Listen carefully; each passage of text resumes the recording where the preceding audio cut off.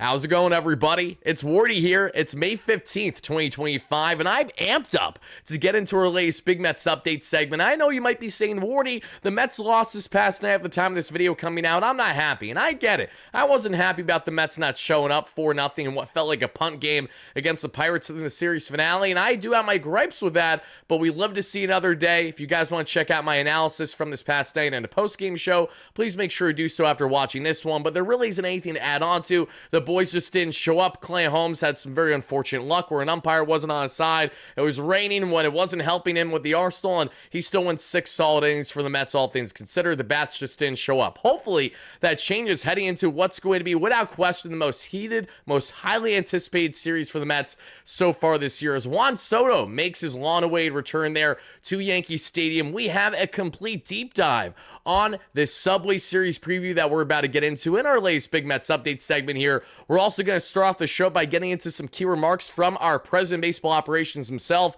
and David Stearns, because he spoke to the media this past day and he had a lot to say and had some really detailed answers, especially on the front of guys like Mauricio. Was the expectation for him? What has been going right for the Mets offensively this year? Maybe what has not been going right so far defensively, and everything in between. And to wrap up the show, we're going to give you guys our latest farm report from Port St. Lucie all the way up to AAA Syracuse, as we always have you covered here on WardyNYM. So thank you guys kindly for smashing like and subscribe on as you first chime in, and make sure to let me know all your initial reactions in the comments down below, along with your excitement level on a scale of 1 to 10 heading into this Subway Series matchup officially beginning this Friday. And shout out to our amazing sponsors here at BetUS, as well as always, everybody, our friends at SeatGeek. If you guys don't know SeatGeek, you're going to know now, because they have you covered for all your ticketing needs, guys. Whether it's Mets tickets, comedy show tickets, concert show tickets, you name it, SeatGeek has you covered with over 70,000 active events to choose from, making them the #1 rated ticketing app in the game today. And what has really separated themselves from the rest, and something that you guys know well if you've been following the platform, which is why I can't thank you guys enough for, again, utilizing our promo code WARDY10 that's linked down below with the SeatGeek app for you guys in the description, because so many of you guys have been utilizing the code that we officially have them here as a season-long sponsor on the WardyNYM platform throughout the course of the 162. And speaking of the 162, they have me covered in various ways, but mainly on the front of how easy it is to access tickets and ultimately maximize my output for the amount of dollars I'm spending. And that is all thanks to our friends here at SeatGeek and what they have here, which is their grading scale system. As you see beside me, folks, want to take a look at some Mets games, you see there a grading scale 1 to 10 and from red to green. If it's in the red and it's on a scale of more 1 to 5, they're definitely overpriced. They're not a good bang for your buck, and you should get tickets elsewhere there in the SeatGeek app. If you get tickets more in the 7 to 10 range in the green, that means they are a great bang for your buck. You should probably hammer them, while tickets are certainly lasting there in the SeatGeek app, and have a great time doing so. So again, whether it's for Mets tickets or whatever you need on the ticketing front, SeatGeek has you covered. So please make sure, guys, to check them out by heading over, again, to SeatGeek down below in the description and utilizing our promo code WARDY10. That way you too get 10% off your next ticket purchase. And shout out once more to SeatGeek for being an amazing sponsor here on the platform. But as we get right into this, everybody, let's kickstart the show by hearing from Mets Pobo himself and David Stearns what he had to say to the media this past day. I'm going to show you guys 2 separate clips. One is talking about pretty much what's been going on with the Mets' success with their starting staff this year, and the other has to do a bit more on the success that they've had, especially with throwing out runners. From there, I have a lot more notes that we're going to share that, in my opinion, are even a bit more important than what the following remarks are. But let's listen up to what David had to say. To get into your team's pitching a little bit here, coming from the Brewers last year and keeping Jeremy Hefner, I think he's the only coach that you guys kept from other previous regimes.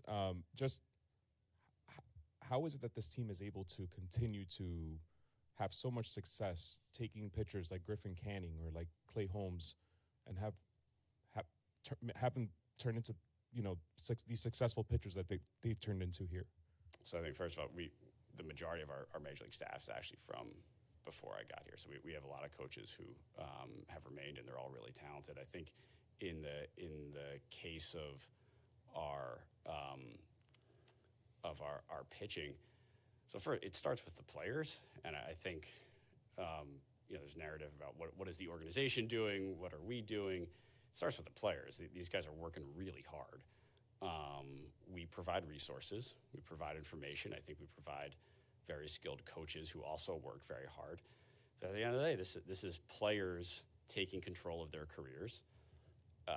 and finding success with that. And that's been true with every pitcher who's come here and had success. It's been very self-motivated individuals who worked really hard, bought into what we were asking them to do, and in many cases excelled. And so the majority of the credit goes to certainly the player.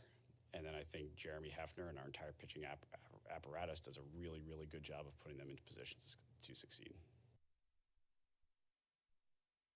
Thoughts on that? Yeah, I think going back to the defense a little bit again, you guys have improved when it comes to catching, throwing runners out. Do you still want to see further improvement there, and just what would you like to see? And it's obviously the pitchers that go into this too. So what are your overall thoughts on that? Yeah, I think we've done a very good job controlling the running game. That's certainly been one of the highlights of our defense so far this year. And you're right, that's a testament not only to the three catchers we've had up here, all of whom have thrown really well, but also to our pitching group as a whole, making this a priority, keeping runners close, in certain cases, getting a little bit quicker to the plate. And all of that has turned into a team that controls the running game very well. Alrighty, folks, so let's start with what David Stearns said here. I don't really have anything to add on the running game. It has been very good, all things considered, as Stearns has already alluded to on the front of what Hayden Senger did when he was here. Shout out to Senger. Wish him well there in Syracuse right now. Terrence, the former Yankee turned Met now, he's been fantastic. He's been our best arm, you could rightfully argue, with throwing out runners. Better than Alvarez, and that isn't a slight on Alvy, but a further appreciation for how impressive Terrence has been when called upon this season. And Alvarez obviously has been rock solid since coming back from his injury so far this season as well. So very little complaints on the catching front from how these guys are not only throwing out runners at second base, but also in how they're calling ball games for a starting staff right now that still sits first in Major League Baseball, or at least out in the National League there in Team ERA. But now, folks, let's talk a little bit more on David Stearns, because some things that were not clipped that you guys can see on social, but you can only see in his full interview on SNY or the Mets YouTube channel. So check it out should you guys have interest. But I got the quick notes for you right here after listening to the entire thing myself. And it starts with the emphasis on what the Mets can work on greater, and that is team defense. Goes without saying, the Mets infield defense has been a little bit of a liability so far this season, between guys like Francisco Lindor having very uncharacteristic errors in back-to-back games, and already having like 6 or 7 this year, which is just not something you fathom from Lindor throughout an entire season, much let alone your first 2 months into the year. It's pretty bizarre. While everything else, all things considered, Lindor has been great. Offensively, he's having the best start to a season he's ever had in a Mets uniform, and defensively, when he's not having these errors, we know he's a stud, and that goes without saying. But when you see guys more in the Mark Vientos category, who obviously have certainly labored and struggled to a degree at the hot corner, which isn't overly, surprising, given the fact that we all knew heading into the season that on paper at least, and this is not a slight on Vientos personally or anything like that, just the reality, he is the most net negative defensive option that the Mets currently have in their infield among their options. Between himself, Brett Beatty, Luis Angel Acuna, Francisco Lindor, Jeff McNeil, Pete Alonso, the list goes on from there. Everyone has been able to hold their own in a way that Vientos really hasn't. And because of that reason, the Mets are obviously cognizant of it and are going to be continuing this rotation of giving Brett Beatty starts, especially against right-handed pitching, which is going to be interesting to see how this weekend goes against the Yankees, because we're going to see a good amount of lefties. What does that mean for Beatty and getting key playing time for a guy that continues to drive the ball out of the ballpark? Also, if you guys didn't watch the clunker, the Mets losing 4-0 this past night, one key takeaway was that Brett Beatty's first pinch hit that we saw there in the 9th inning. What happened? He had himself just shy of a dead center home run that just fell short on the warning track after a great effort there by the Pirates outfield. So not for lack of effort there by Beatty, but can he do it against left-hand pitching? Is Mendoza even going to allow that to happen? That's something to ponder. And knowing that defense has been pretty much the only glaring hole, what has been a liability for the Mets so far this year to a degree, you could rightfully argue that. When asked about the prospect of going after players, Stearns did reply how they are always monitoring, but they are not in a current position like they were this time last year, where they clearly had glaring holes as to what they felt they needed to address things externally. Thankfully, that isn't the case for the Mets so far, between their rotation, their bullpen, their offensive depth. Even with injuries to guys like Jesse Winker and Jose Siri, it has not labored them at all, because they've had key guys step up in those areas, like Jeff McNeil coming back from injury, like the resurgence right now, and hopefully a blossoming finally of Brett the Hitman Beatty, among others. So thankfully, everything is looking good on that front for the Mets, and if they do say trade for a Luis Robert, we're going to still have to see it to believe it, and that may very well be something that happens more around the trade deadline than right now, because again, it's not necessarily something the Mets need to do, but rather something that they would choose to do because they have the interest and they see the upside in a guy who has struggled the past 2 seasons between health and consistent at-bats there with a White Sox team that obviously is going far from anywhere close to having a successful season. But not only do we have an emphasis on team defense, that is something that David Stearns reiterated, but he was asked multiple times from people, including Howie Rose and Anthony DeComo. DeComo really kind of went in on Stearns, trying to get a timeline for Ronnie Mauricio, and it appears that we have one, everybody. So this is the following. The Ronnie Mauricio key updates that you guys need to hear are as follows. Ronnie Mauricio is expected to move up to AAA Syracuse sooner rather than later. And mind you, he was just moved up to the Rumble Ponies this past week or so. Regardless on what he does or doesn't do offensively, it doesn't look like it's going to factor into the Mets' rehab with him, making sure he's healthy, just taking quality at-bats, and then moving up. So whether Mauricio has a 4-hit game or goes over with himself 3 strikeouts, he will be with the Syracuse Mets sooner rather than later, and I'd imagine we'll see that announcement over the next week to 10 days. And when that does happen, he will stay in Syracuse for likely the majority of the season until the Mets have a reason to call him up. Because Stearns said verbatim that, he will be considered then when there is a team need. Otherwise, he's a player that has options, and he's going to be staying there in Syracuse, which makes sense. He's very raw in his power and his implementation in this offense, and defensively, he still has a lot more infield work to do. They're going to be continuing to rotate him with 3 different infield positions, from second to short to third base. They're going to configure what is best for Mauricio and what's going to propel him to get back to the major league level as soon as humanly possible. But they aren't rushing this because there's no need to rush this. The Mets have an abundance of options in their infield right now, and if Mauricio does in fact touch the major leagues at any point this season, we'd have to assume and hope that's not because of necessary injury and ailment, but rather because of how well he's performing. That he basically forced his hand and could look like a true impact at the MLB level as soon as this year. Whether or not that happens has yet to be seen, but encouraging signs on the Mauricio front that we're going to talk about more on as we'll get into how he fared in his latest game there for the Rumble Ponies before we wrap up the show here. But as we continue on, not only do we have keynotes on Ryan Mauricio, we also have keynotes on Noah McLean, because he was asked, that being in David Stearns by the media, what is the plan for Noah McLean, who many believe is already the Mets' top pitching prospect,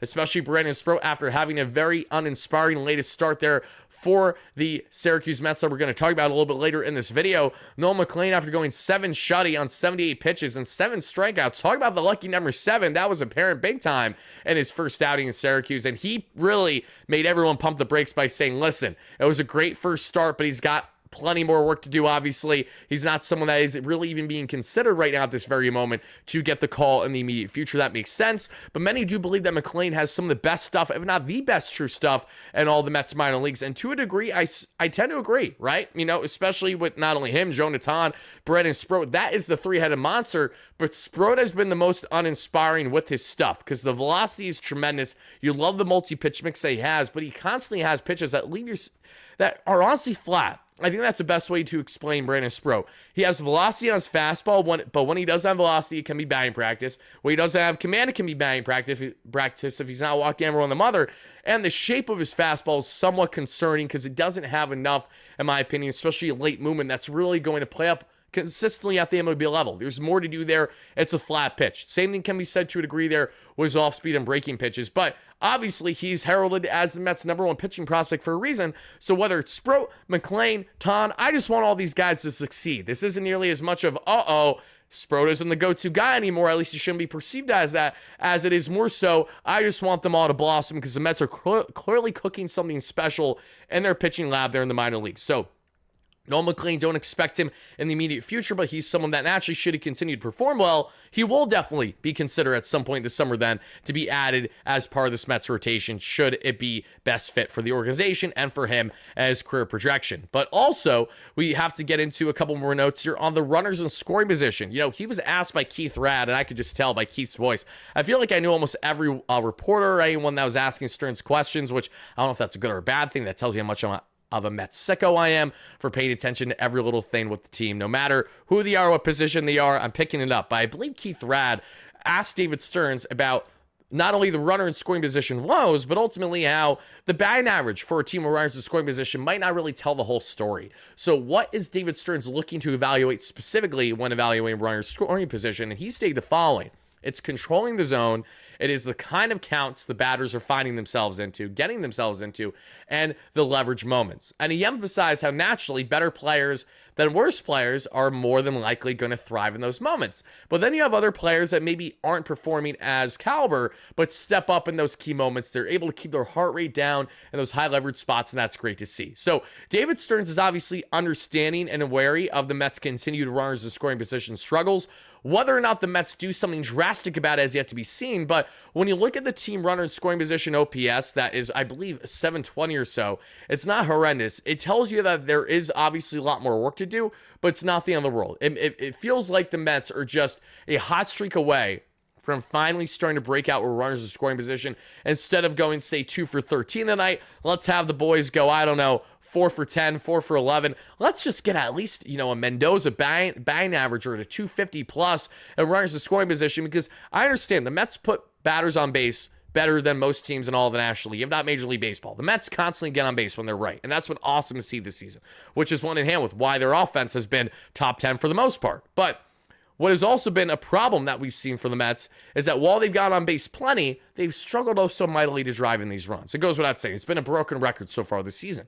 But that's been masked for a team that's 10 plus games above 500 right now because, again, they're 10 plus games above 500. They've had a tremendous pitching staff, so they've had a lot of these other things that kind of make you deviate away from what's been the continued glaring issue which is runners in scoring position. And now that begs the question, how long is this going to continue with the struggles, and what are the Mets going to immediately do about it? They're not in an immediate rush to change things drastically. Eric Chavez and Jeremy Barnes, no matter how much you love them or hate them, aren't going anywhere right now. So what does this mean for the organization going forward? We're just going to have to wait and see, but Stearns is very wary, and he does balance not only the eye test from the manager and the coaching staff in general and their viewpoint on the offense or lack thereof with the numbers that help back it, especially from maybe last year's numbers at this point in time versus this year's numbers. How do they compare, contrast, among other things? Also, final note that we have here from David Stearns is on the Paul Blackburn front. And this is what the Mets are planning to do with Paul Blackburn. It is as follows, everybody. Listen up. What we're going to see on Friday, he will have his latest start for the Rummel Ponies, and he's hoping and expecting to go upwards of 75 pitches. After that, he will have at least one more rehab outing, if not multiple, because the expectation is for Paul Blackburn to eventually get back to being that true swingman type starter for the Mets that they were envisioning back in camp, or they build him up as a starter, but they don't necessarily utilize him in every situation as a starter. But they know, and as Stearns said it verbatim himself, that if they don't ramp him up now, then he's not going to at all be in a position where he could give the Mets more innings than, say, a couple innings of work as a reliever if he gets acclimated in a reliever role when he's eventually back with this Mets team. So they're ramping him back up as a starter, which is what he's been for the majority of his career, and we'll see how that pans out for the Mets and when they're going to need to tap into the Paul Blackburn market for pitching help on the rotation and or bullpen end. But now, guys, let's go from talking about David Stearns to talking about here this massive Subway Series matchup, because there are so many things to be excited about, to look forward to in this, and there are endless things to be excited about the Subway Series, but one that I really need to emphasize with each and every one of you is what your guy Wardy will be doing for this Subway Series. Beginning Friday, everybody, I'm very proud and happy to say that we are doing a massive watch party here on the WardyNYM platform with my man, Patrick Hennessy. You guys know Pat plenty. If you've been following the platform, we have done a podcast that was short-lived in the past just because, conflicting schedules and trying to fit both Mets and Yankees talking every single week on a Mets-dominated platform is easier said than done. But if you guys know Pat from Unhinged Patrick, Unhinged Yanks on YouTube in the past, again, you love him or hate him because he is as stereotypical, obnoxious Yankee fan as they come, but he is a great friend of mine, and we are going to be in person there doing a watch party together for the first time ever. We're going to be chopping up there. We're going to be having a blast at his place there. So we will be, again, live at the Pat Hennessy headquarters, and we're going to be giving you guys a watch party live here on YouTube, sharing our initial reactions and play-by-play throughout the entire ball game, as well as live there in the Playback app. And in case you guys don't know Playback, let me reaffirm this once more for you guys to check out, should you have interest, everybody. Let me just pull this up right here, right now, so that way you guys know exactly what I'm talking about. Playback app, everybody, is where you can actually watch the Mets game live in real time with your guy Wardy. And how this works is you just sign up for free by clicking the link down below in the description of this video, head over to playback.tv/WardyNYM, become a member, join our group here. We have almost 300, as you guys can see right over here, which is awesome to the left. But you guys join for free, and all you need to do is make sure you have an MLB TV subscription. If you have an MLB TV subscription, you'll be able to link your account to it and watch the actual GKR or Yes broadcast, whichever one you prefer. I hope it's GKR, obviously, there, while watching the Mets game with your guy Wardy. So that's exactly what we're going to be doing. We're going to be watching through playback, and we're going to be going absolutely bananas, joking around, having a back and forth, a battle of the Mets, the Yankees, a diehard Mets fan, diehard Yankee fan there, live in the playback app, as well as live on YouTube. The only difference is that if you watch it on YouTube, it'll be simulcasted. It'll show a scoreboard, whereas in the playback app, you'll actually be able to, again, watch and listen to the game live in real time with your guy Wardy. So if you want the true experience, head over to playback. But if you just want to hang out in the YouTube chat while we're shooting the you-know-what and doing our thing, you can certainly do that too on YouTube. But guys, I'm very excited for this. That goes without saying. So once more, check us out there. This Friday, beginning right around 6:45 p.m. Eastern, is when the watch party will begin. And we'll have post-game coverage directly after said ball game. Win, lose, or draw, as we always do, everybody. Cannot wait for Juan Soto's long-awaited, highly anticipated debut there at Yankee Stadium, this time now as a foe. And I'm very proud to say that last year on X, the final Subway Series between the Mets and the Yankees, when Soto hit that bomb against the Mets, I tweeted, great to see Juan Soto hitting his final home run against the Mets for his career. And I got ragged on saying, oh, of course he thinks that, that's never going to happen, that Juan Soto's never going to be a Met. Oh boy, oh boy, oh boy. Have the tables turned since then. And guys, as you see beside me, I'm showing, in my opinion, some of the best clips that you'll see. This goes back to the 2021 battle between the Mets and the Yankees in the Subway Series, where Francisco Lindor and Giancarlo Stanton were going at it. And I'm looking forward to an animosity, a heat level that is of similarity to that series, because this Subway Series is very special, regardless on if you think it's a little brother mentality to emphasize the Yankees as a true rival.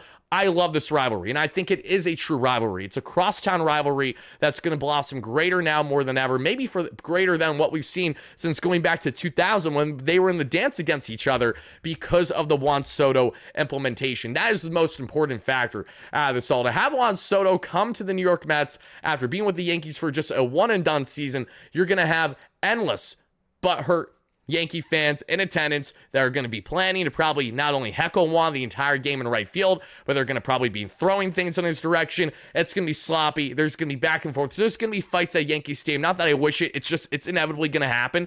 These things happen when it's really heated matchups like this, and especially Friday Night Baseball. To start the series, it's going to be a big one, everybody. And speaking of starting the series, Game 1 matchup, we have towing the rubber here for the New York Metropolitans is going to be Mr. Tyler McGill and his 3.10 ERA and his 52 strikeouts, facing off against the southpaw Carlos Rodon with his 3.29 ERA and 67 strikeouts. Rodon has looked a lot more like the Rodon that they signed coming from the Giants in his one-and-done year there. And in the case of Tyler McGill, he's coming off of back-to-back starts, giving up right around 4 earned runs. His worst start so far this season is what McGill is coming off of, and now he's facing the best offense in Major League Baseball. So we will see how that goes. Game 2, we have Griffin Canning towing the rubber. And I gotta say, I despise the fact that for whatever reason, the schedule makers thought it was a good idea to have Game 2 of a Subway Series game be a day game. Like, talk about short shelf life. It's so frustrating because especially if the Mets have a great first game, or for Yankees fans, if they have a great first game, it gets completely washed out fast when you have an early day game at 1 o'clock the next day. I despise it. I will continue to despise it. That game, however, we have Clark Schmidt and his just under 5-year ERA and 25 strikeouts facing off against Griffin Canning and his 2.36 ERA and 42 strikeouts. I was at Canning's last start in person there at Citi Field on his 29th birthday, where he had himself a rock-solid start there, leading the Mets to victory over the Cubs in that series finale. But as we continue on here, everybody, that is your Game 2 matchup. So, Game 3, pitching-wise, who do we got? Oh, we got the battle of the Southpaws. It's David Peterson and his 3.05 ERA with 43 strikeouts, battling out against one of the best starters in all the American League so far this year, and Mr. Max Fried. We know Max Fried very well. He knows us very well. So, if there's any positive is that this is not our first rodeo against Max Fried, and we know how to beat up on him. Whether the Mets do or not, though, that is yet to be seen. Fried, with his 1.11 ERA, 52 Ks, absolutely dominant so far this year for the Yankees in his first year on an 8-year contract. We'll see how that ages. But what I can tell you is that for the Mets, they have a lot of things to be excited about, and for us Mets fans to look forward to in this matchup. And as we go head-to-head, talking about that New York Yankee lineup, let's not understate that. Again, they're number one in baseball per Fangraphs at the time of recording this. They have 74 home runs, 263 average, 348 on base, 480 slug for 33% better than the average team in baseball offensively, and almost 12 WAR. So almost 12 full wins this season have been thanks to their offense alone. The New York Mets ranked number 6 in offense so far this season, which is awesome to see. They are currently ranked right now at 8.8 in team WAR, at 254 average, a 333 on base, a 431 slug, but this was not updated after the Mets 4-0 loss, so I'm sure the numbers dropped a little bit there. 17% above league average as a team there. That is notable. But what's most notable is the drastic difference in home runs. The Mets have 52 home runs this season, which is not bad by any means, but the New York Yankees, the Bronx Bombers, are fitting the stereotype yet again with their captain Aaron Judge leading the way with 74 home runs so far this season. The next closest team in home runs this year, I believe, is the LA Dodgers at 64, because man, oh man, that's just absurd, the home run rate that we've seen with the torpedo bats and the depth of that lineup with guys outside of Aaron Judge, including guys like Trent Grisham. And in case you guys don't know, we just did a video on Trent Grisham a day or so ago on the Wardy MLB YouTube channel. If you guys did not check that out, please make sure you do so. It is for MLB-wide topics. We've done videos on Javi Baez, Pete Armstrong. I don't know why I'm just stuck on center fielders lately, and now Trent Grisham. They've all been succeeding greatly on the platform, so thank you guys again for checking it out at WardyMLB on YouTube. Give it a subscription. We are just over 1,000 subs in, not even 10 videos into that channel. We're going to be pumping out content every single week there, so make sure they're chiming in and checking it out. We will have Mets-related topics there too that are not anti-Mets the way that the PCA video came out with kind of was, just because no Mets fan is happy about parting ways with PCA in hindsight, right? But I digress. Let's get into more on not only the offensive numbers, but also the pitching numbers between these two teams, because this is where the Mets find themselves in great category. The New York Yankees are 12th in total pitching right now at a 4.8 F4, wins above replacement, and their team ERA right now is at 3.66. The New York Mets are number 1 in all Major League Baseball still with their pitching staff, not just starting staff, but combination with their bullpen, with 2.81 ERA, which I'm sure has changed since their 4-0 loss, at 7.3 WAR, best in baseball, already over 7 total wins thanks to what we saw there with their great production. And another thing that's very notable is not only what we're seeing them do so greatly on the rotation end, but their bullpen just continues to pick them up more often than not. And a huge thing that's helped carry the Mets up until this past night, of course, was the Mets' home run rate. Entering their series finale against the Pirates, where they gave up 2 home runs thanks to Clay Holmes, and again, it wasn't as much Clay's fault as it was just a very unfortunate turn of events. We saw there, everybody, a .61 home run per 9. Like, that's absurd. Unbelievably good. And what that tells you is that the Mets have done a very good job at limiting the home run ball so far this year. And whether that stays true or changes in Yankee Stadium or the baseballs feel juiced, Bronx Bombers, you got primetime game night there Sunday at ESPN coverage as well. So who knows how much the ball is going to be flying out or not. But what I can tell you is that, as David Stearns said in his presser this past day, that while the current home run rate for the Mets on giving up home runs is likely not sustainable, what is sustainable is the Mets having a very good suppression staff, from their bullpen to their rotation, as being one of the top teams in Major League Baseball throughout the entire course of the 162 on eliminating the long ball and the gap-to-gap ability. And that goes in large part with not only striking out guys at a great rate, but also inducing a lot of ground ball outs, relying on your defense behind you, and your defense actually stepping up and not having costly errors the way that our guy, and I love him to death, but Lindor has had to a degree. So that is what we're getting on the Subway Series head-to-head, everybody. And the notables I think you should remember for this matchup against the Yankees in particular are the following. You got Aaron Judge, obviously, who's been a monster this year. He's batting .410. He's batting .410 with a .497 on base and a .770 slug. He's 150% better than the average batter in baseball this season. He's already at a 4 WAR. It's unfathomable what he's doing right now. Trent Grisham, 12 home runs at the time of recording this video. Absurd. Only a couple shy of Aaron Judge.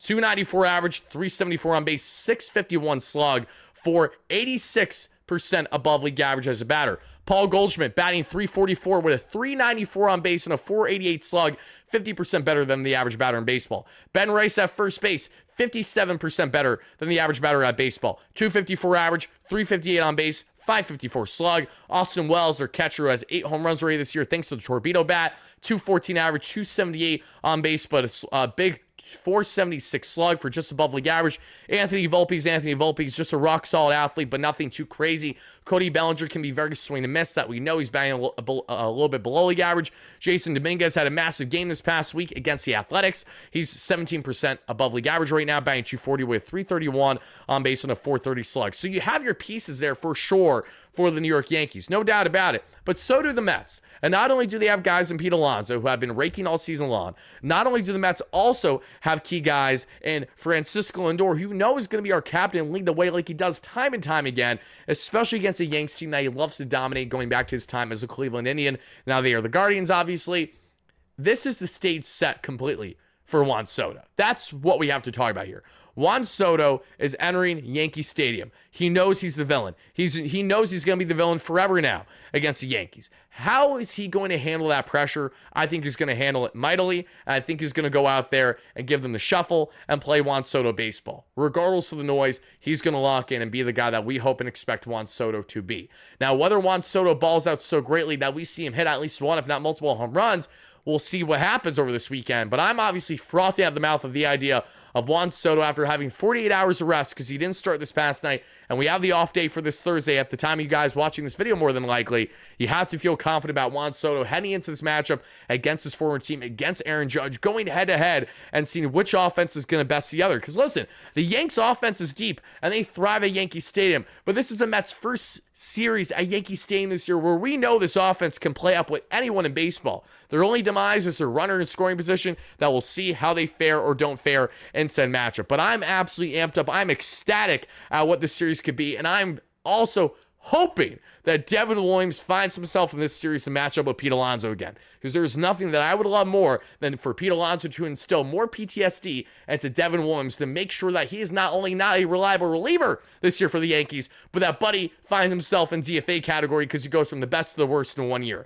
I understand that's likely not going to happen. I just hope it happens as a both happy, biased, and quite frankly, I'm being an obnoxious Mets fan at the moment, and that's okay. That's what you got for your series preview, everybody. I want to hear from you guys in the comments down below. What are your series predictions? Who do you think is going to win this series one? Secondly, who do you think is going to be the offensive standout? Because outside of Juan Soto, that I hope and pray, this feels like, again, a big series for Francisco Lindor to go out and ball out big time. The Polar Bear will do his thing, but Lindor thrives in these moments, so I'm really looking forward to see how he performs in said matchup. And also Brandon Nimmo. Brandon Nimmo's kind of a sneaky story in this, but I think he can really blossom too, especially knowing that you're facing 2 lefty starters out of 3 days. Nimmo and Soto rake against lefties. They hit better against lefties so far this year than righties in general. So I love seeing guys like McLean, Nimmo, Soto in there against lefties. Whether they do it with Brett Baty or not, that is yet to be seen. But again, I'm really, really looking forward to this Subway Series, if you couldn't tell. And the Mets get their teeth kicked in, I'll be depressed, but I'll worry about that when we get there. Last but not least, before we get out of here, everybody, let me leave you with the following. And what I'm going to leave you with the following is, and it's not going to be this that you guys see beside me. I'm just moving this so that way it kind of goes back to how it looked when we started the live show, is our quick prospect report. Because the prospect report, everybody, what we have going on in the farm is as follows. And if I didn't say it already, the Yankees are 25-18 on the season. The Mets are 28-16, neck and neck. The biggest matchup for the Mets yet, not named the Chicago Cubs that they had, in which the Mets handled the Cubs at home without a problem. There wasn't one single moment in that Cubs series where I said to myself, the Cubs look like a clearly better team. Far from it. Let's see if the Yankees actually look like a clearly better team than the Mets at all in this series or not. But guys, let's talk about the prospects briefly before we get out of here, because in St. Lucie this past night, they won 2-1. And who continues to have good at-bats, everybody? Say it with me. It's Colin Houck. Love to see it. Mets' first-round draft pick 2 years ago was horrendous last year in his first year in pros. This year is looking better. 231 average, 770 OPS.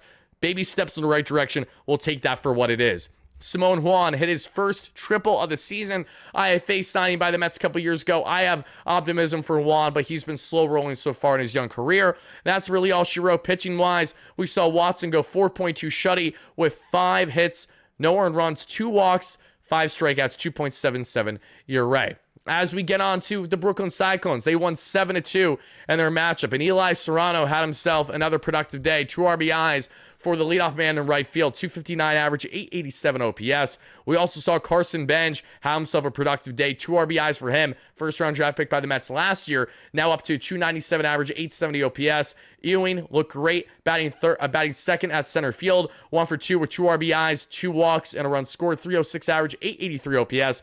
Jacob Reimer, 1 for 3 with a run scored and a walk. 333 average, over 1,000 OPS. Marco Vargas went 0 for. Jesus Baez went 0 for. Boston Barrow had himself a solid day. 1 for 4 with a run scored at DH. Suero, who I love as a catching prospect and first base prospect. 1 for 2 with 2 runs scored. Bronx native, a RBI, 2 walks, 250 average, 890 OPS. And pitching wise, we saw Gordon go 6 innings of 1 earned ball, 3 walks, 7 strikeouts, now down to a 2.56 ERA there that we see for the Brooklyn Cyclones. Love to see that. Now let's get on to the Rumble Ponies. And the Rumble Ponies got some heroics from Jet the Met Williams, baby. Jet Williams batting leadoff at DH. Surprisingly at DH. Gets the day off there from playing short or center, and he hits a home run. Makes sense. On the day's DH, he hits his 3rd home run of the year. 2 RBIs and a walk. Now up to 280 average and 864 OPS. Nick Morabito went 1 for 3 with a run scored that we saw. Ryan Clifford went 0 for Sadly. LaRusso went 0 for when he's been looking solid for the most part. Alex Ramirez had his 4th double of the season there. 2 for 3 day. Not even batting the Mendoza line, so I'm not going to really advance talk about anything more there. Wyatt Young looked good batting 9th. 2 for 2 with 2 runs scored. And pitching-wise, nothing that's overly notable outside the fact that Ryan Lambert had another dominant shutout inning of work. 2 walks, no earned runs, no hits, no strikeouts. 1.29 ERA for Lambert there, who has moved up that we saw not long ago from the Cyclones as a flamethrower and right-hand option. Orellana, who's looked fantastic as well, finally got rocked a little bit after having a sub-1 ERA so far this year for the Rumble Ponies. To give up 2 earned runs in 2 innings is now up to just a 1.76 on the ERA. And last but not least, let's talk about the Syracuse Mets and getting curb stomped by the Iron Pigs. 18-8 was the final score in this one. And the offensive heroics were De Los Santos ripping his 5th double of the year. Celestino in the outfield ripping his 3rd double. Hernandez with 2 doubles in this ball game, his first 2 of the year. And Joey Meneses ripping his absurd 17th double of the season. Meneses had a big game, 3 for 5, 2 runs scored, 3 RBIs, and his first home run of the season. So Meneses has had so many balls falling short on the warning track, finally drove one out of the ballpark. He's had a 257 average and a 739 OPS. Jared Young went 1 for 4 with an RBI that we saw there, and he has himself a 263 average, over 1,000 OPS. Drew Gilbert, 0 for 240 average, 752 commanding center field at the number 2 hole. John Singleton batting 3rd, 0 for in this one. Donovan Walton, 2 for 5 game. Rock solid there. Celestino, we mentioned already, with a couple RBIs. And Hernandez, talking about him too. So pitching-wise, sadly, Brandon Sproat, as I alluded to earlier, got absolutely rocked, everybody. Brandon Sproat, sadly, did not look good at all in this latest outing. And he not only had the command all over the place, but he just had nothing working. He went 4.1 innings, 4 hits, 6 earned runs, 3 walks, 4 strikeouts, 3 home runs allowed. Long ball kicked his absolute ass in this one. And I love Brandon Sproat, but he continues to not find a groove at the Syracuse Mets level, which is discouraging knowing how much he skyrocketed through the minor leagues so far last year. Just got to hope he gets on a groove, gets 2, 3, 4 starts in a row for Syracuse where he's rock solid, and then we could talk about more of what his future means for the Mets. But the bullpen was all over the place in this one.